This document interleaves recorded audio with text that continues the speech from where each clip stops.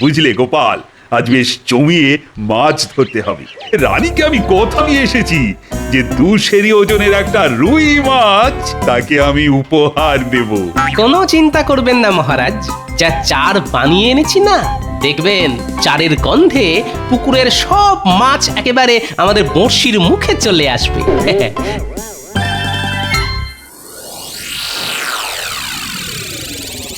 শোন, অনেক বলে কয়ে তোদের জমি দিতে মহারাজকে রাজি করিয়েছি।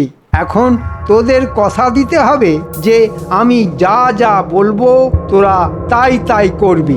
ঠিক আছে মন্ত্রী মশাই, আপনি যা যা বলবেন আমরা তাই তাই করব। তা কি করতে হবে আমাদের? এবছর ধান তো প্রচুর ফলেছে, তাই মহারাজ দাম কমাতে বলেছেন।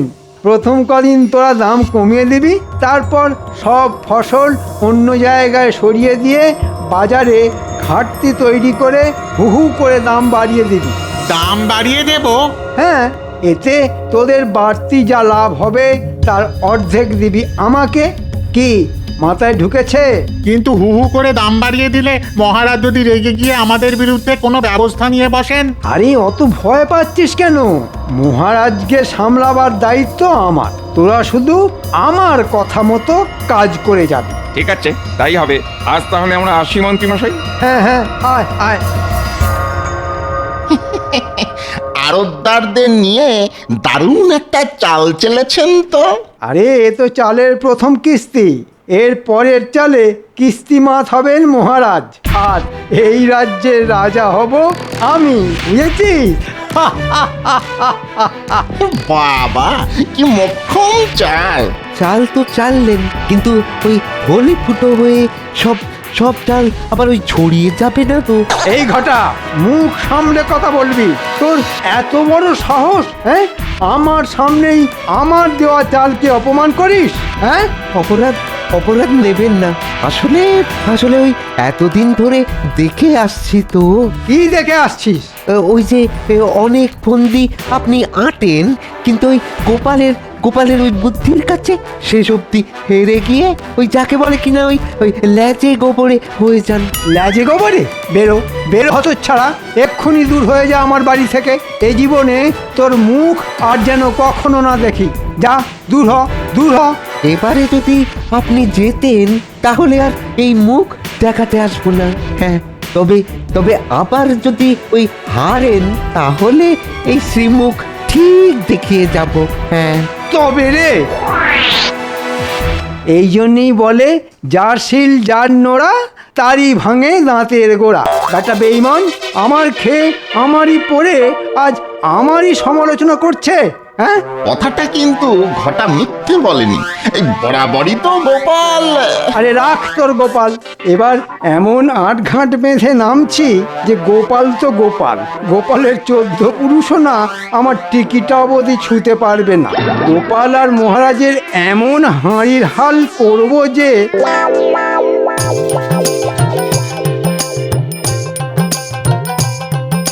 কি গো গোপাল, আধ ঘন্টার উপর তো হয়ে গেল, একটা মাছও তো ধরা পড়লো না। সবুর করুন মহারাজ, সবুর করুন। মাছ ধরার প্রথম কথাটাই হলো ধৈর্য। মহারাজ নড়ছে নড়ছে, টেনে ডুবোতে গেলেই মারুন হ্যাঁচকা টান। লেগেছে লেগেছে, মুখে বড়শি লেগেছে। এবার এবার এবার আস্তে আস্তে আস্তে আস্তে সাবধানে টেনে টেনে তুলুন। বাবা, আরে এই গোপাল, এ কত বড় বাবা, ওজন মনে হয় 200 থেকে বেশি হবে। কিরকম চাল মেখেছি বলুন। মহারাজ আপনি মাছ ধরছেন? খুব ভালো, খুব ভালো। বাহ বাহ বাবা বাহ, বাবা কত বড় মাছ! তা এখন এই কাগজে চট করে একটা স্বাক্ষর করে দিন তো। কিসের কাগজ? ওই যে আড়তদারদের সঙ্গে একটা চুক্তিপত্র। আড়তদারদের সঙ্গে চুক্তি? কেন, এতদিন তো যা হয়েছে সবই তো মুখের কথায়। না না মহারাজ, দিনকাল পাল্টে যাচ্ছে, মুখের কথায় এখন কি সব কিছু বিশ্বাস করা উচিত? তা কি লেখা আছে ওই চুক্তিপত্রে? ওই যে এখন খাজনা দিতে না পারলেও 1 বছর পর থেকে খাজনা দিতে হবে, আর জিনিসপত্রের দাম কমাতে হবে। এই কথা ঠিক আছে, দাও স্বাক্ষর করে দিচ্ছি। না মহারাজ, না পড়ে স্বাক্ষর করবেন না। হ্যাঁ, সেটাও ঠিক। শোনো মন্ত্রী, দেখতেই তো পাচ্ছ এখন আমি মাছ ধরায় ব্যস্ত। কাল রাজসভায় চুক্তিপত্রটা নিয়ে এসো, আমি ভালো করে পড়েই না হয় স্বাক্ষর করে দেবো। কিন্তু ওরা তো আজকেই চাইছে, কারণ ওরা আজ যে নতুন আড়তের ভিত পুজো করতে চায়। তা আজ ভিত পুজো হোক, কালই না হয় হবে চুক্তি। তুমি চুপ করো তো। কথা হচ্ছে রাজা মন্ত্রীর মধ্যে সামান্য ভাঁড় হয়ে মাঝখান থেকে আমাদের কথার মধ্যে ফুট কেটো না তো। দিন মহারাজ, দিন, সইটা করে দিন। দেবো? হ্যাঁ মহারাজ, দিন।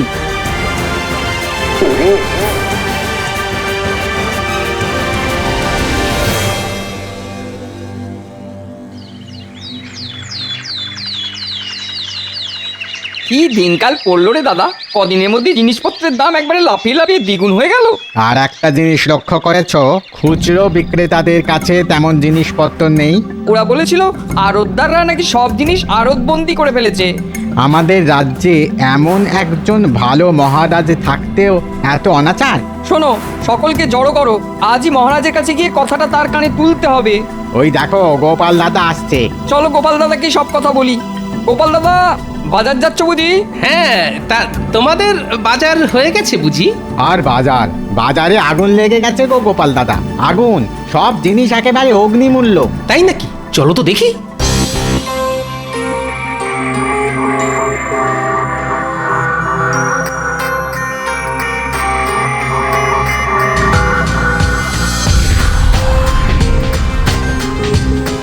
কি ব্যাপার, জিনিসপত্রের দাম নাকি খুব বেড়ে গেছে? হ্যাঁ গো গোপাল দাদা, আর দাম বেড়ে যাওয়ার জন্যে বিক্রি বাটাও তেমন নেই। তা এবছর তো সব দিক দিয়েই ভালো ফলন হয়েছে, তাহলে দাম বাড়লো কেন?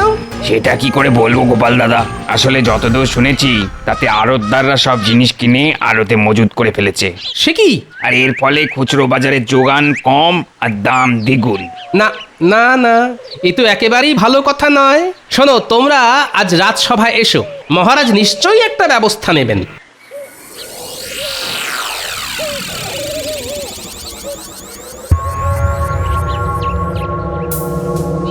শুনেছি কোনো এক রাক্ষসীর প্রাণভোমরা ছিল একটা কৌটোর মধ্যে, আর মহারাজ কৃষ্ণচন্দ্রের প্রাণভোমরা আছে এই কাগজের মধ্যে।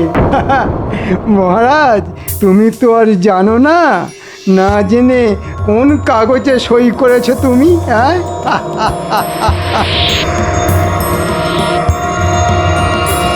কিছু একটা ব্যবস্থা নিন মহারাজ, নাহলে আমরা যেসব না খেতে পেয়ে মরে যাব।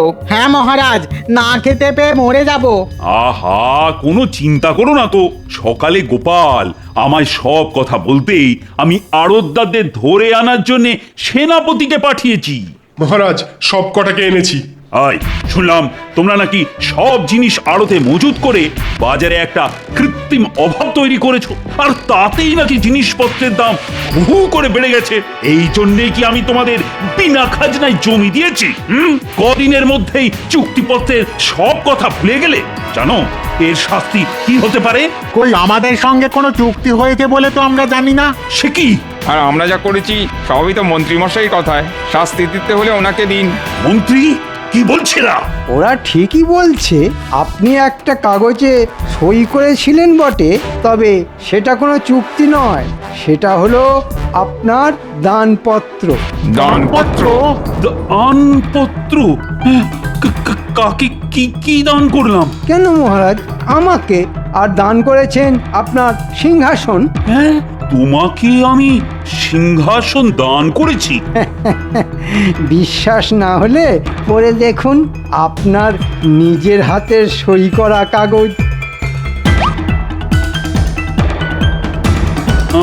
আমি মহারাজ কৃষ্ণচন্দ্র আজ এই মর্মে স্বীকার করছি যে রাজকাজ আমার আর ভালো লাগছে না, তাই আমার সিংহাসন আর রাজপ্রাসাদ আমি মন্ত্রীকে দান করে দিচ্ছি। এখন থেকে মন্ত্রী রাজা হয়ে রাজকার্য সামলাবে। ও মন্ত্রী, তুমি তুমি এতটাই খারাপ, এভাবে আমাকে ঠকালে?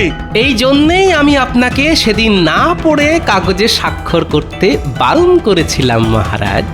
এখন বুঝতে পারছেন তো না পড়ে স্বাক্ষর করার ফল কি মারাত্মক হতে পারে? বুঝতে পারছি গোপাল, হাড়ে হাড়ে বুঝতে পারছি।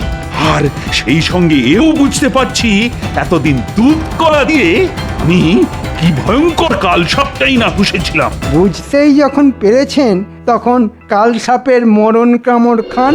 শুনুন, কাল সকালেই রাজপ্রাসাদ আর সিংহাসন ছেড়ে দেবেন, এই আমার শেষ কথা। কাল থেকে আমি রাজা, তাই আমার কথাতেই সব কিছু চলবে। হায় ভগবান! উফ!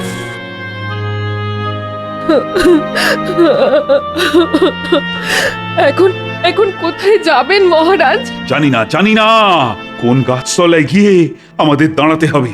রানী, রানী আমায় ক্ষমা করে দাও। আমি মানছি যা কিছু হয়েছে সবই আমার নির্বুদ্ধিতার ফল।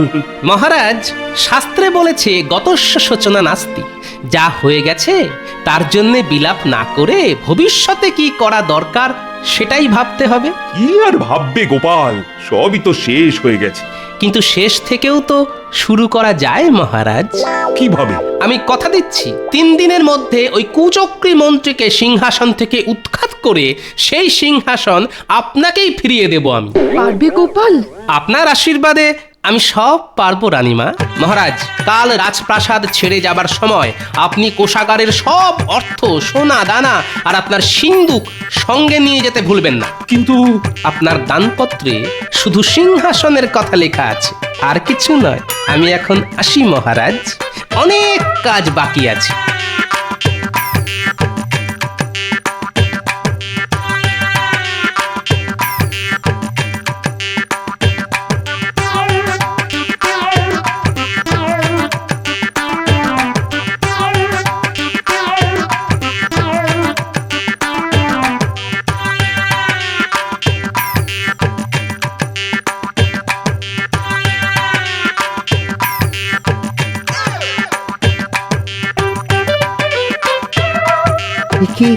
কি শুনছি গোপাল দাদা? হ্যাঁ, কি শুনছি মহারাজকে নাকি সিংহাসন? ঠিকই শুনেছিস। এবারেও বুদ্ধির জোরে তুমি ওই মন্ত্রী বেটাকে হারিয়ে দাও গোপাল দাদা। হ্যাঁ, ও হারলে আমার গায়ের জ্বালা জুড়োয়। সে কি রে, এতদিন তুই তো ওর সঙ্গেই ছিলি। হ্যাঁ, ছিলাম। আর এতদিন ওর কথায় কত খারাপ কাজ করে গেছি, অথচ এখন আমাকেই তাড়িয়ে দিয়েছে। মন্ত্রীকে হারাতে হলে তো আমায় সাহায্য করতে হবে তোকে। কিরে, পারবি? একবার বলেই দেখো না কি করতে পারি। হ্যাঁ, তাহলে একজন অচেনা লোককে জোগাড় করতে হবে। বেশ বলিয়ে কইয়ে হওয়া চাই কিন্তু। হয়ে যাবে। হ্যাঁ, হয়ে যাবে। সেই সঙ্গে লাগবে একটা গরুর গাড়ি আর রক্ষীর বেশে আরো গোটা 4 লোক। কিরে, সব ঠিকঠাক পারবি তো? হ্যাঁ, দেখো না কি করি। তাহলে কি কি করতে হবে শোন।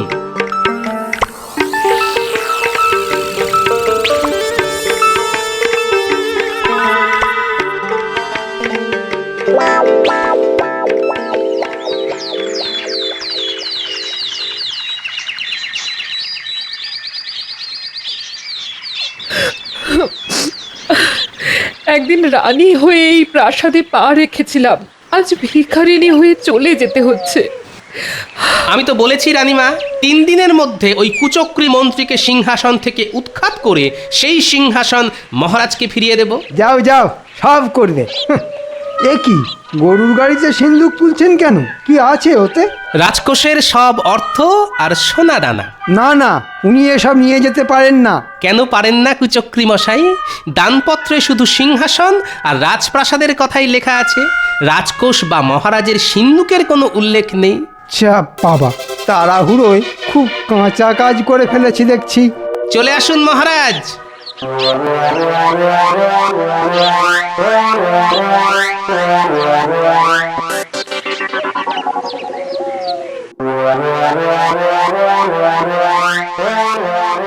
শোনো সবাই, এখন থেকে আমি রাজা, তাই আমার কথাতেই এ রাজ্যের সব কিছু চলবে।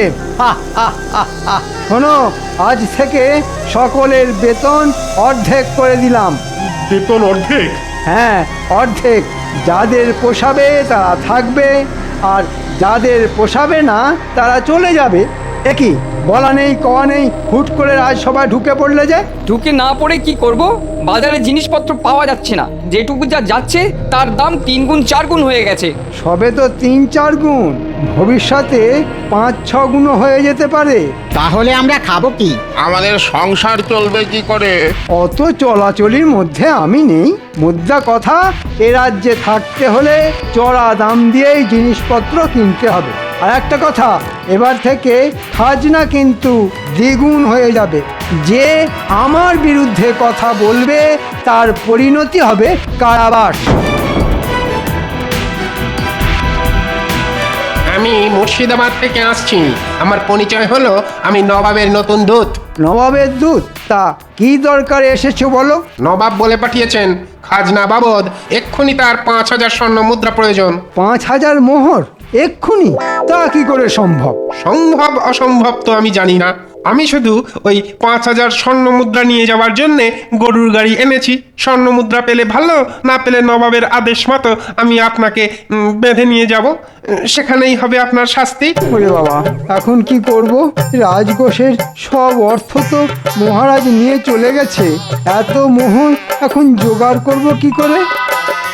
ঠিক আছে দূত, তুমি একটু অপেক্ষা করো, আমি দেখছি।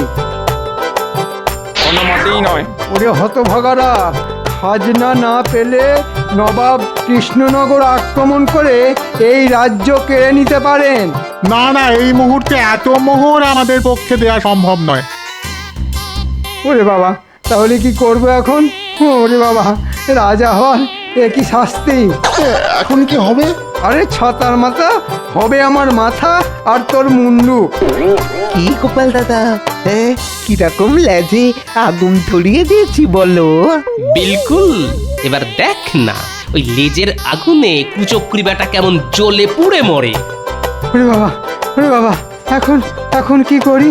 হ্যাঁ, অতগুলো মোহর তো জোগাড় করা সম্ভব নয়।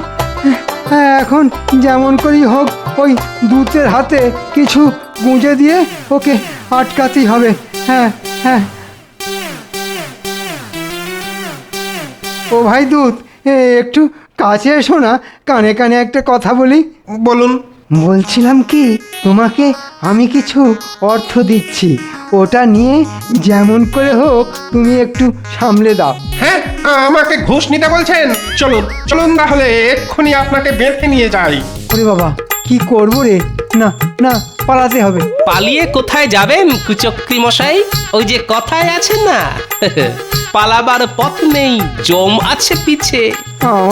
আমায় ছেড়ে দাও গোপাল, আমি রাজা হতে চাই না। তাহলে ওই দানপত্রটা দিন।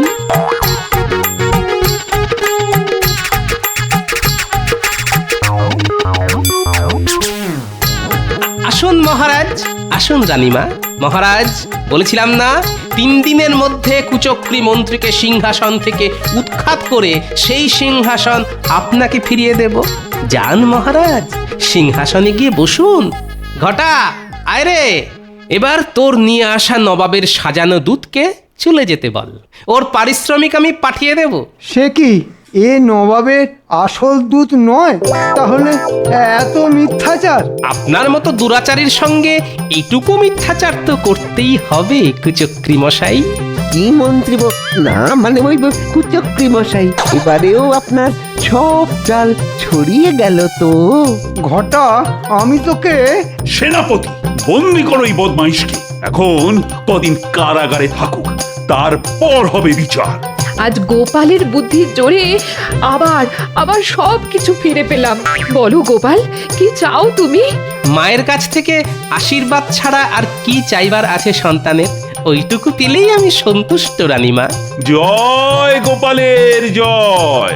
জয় গোপালের জয়।